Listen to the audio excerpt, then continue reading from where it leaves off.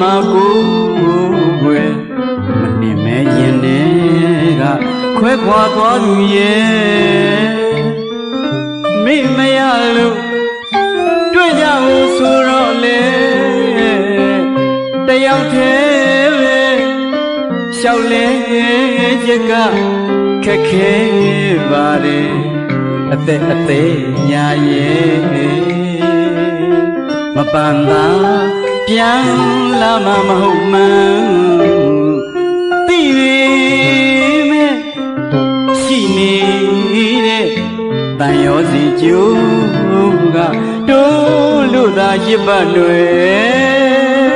ချစ်တတ်သူများခံစားမှုကရှိတတ်တော့ကိုယ်ညံမပြေတဲ့အမျက်စကားနဲ့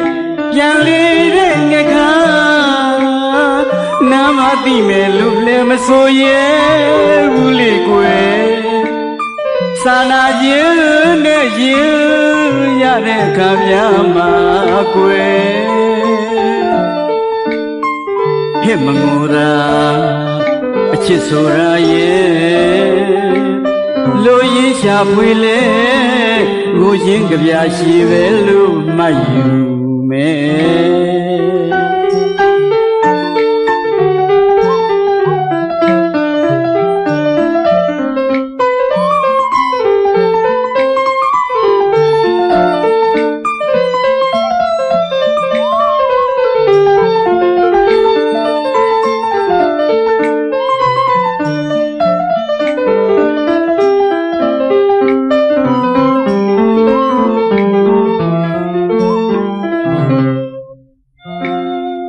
အမုန်းတရားကို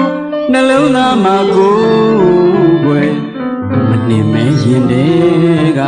ခွဲခွာသွားသူရဲ့မိမရလို့တွေ့ကြဖို့ဆိုတော့လေတယောက်တည်းပဲရှောက်လဲချက်ကခက်ခဲပါတယ်အသက်ညာရဲ့မပန်လာပြန်လာမှမဟုတ်မှန်းသိပေမဲ့ရှိနေတဲ့တန်ရောစီကျိုးကတိုးလို့သာရစ်ပတ်တွေချစ်တတ်သူများခံစားမှုကရှိတတ်တော့ကွယ်ရံမပြေတဲ့အမျက်စကားနဲ့ပြန်လေတဲ့ငက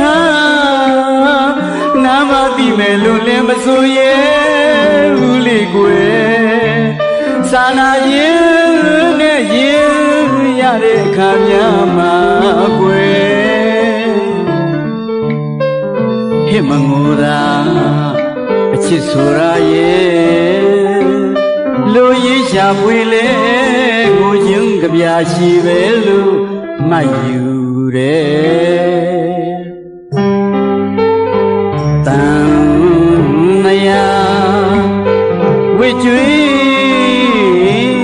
မကင်းသူမို့ပြန်ငါအချစ်ကျွေရှင်ယူဖို့လူလေးမလားကွယ်အတွေးမြော်ရင်မအရေးပေါ်လင်ကရေးလို့နောက်ကရှိဘဝလေတောင်းမှဆွေးနွေးပြရဲပါလေ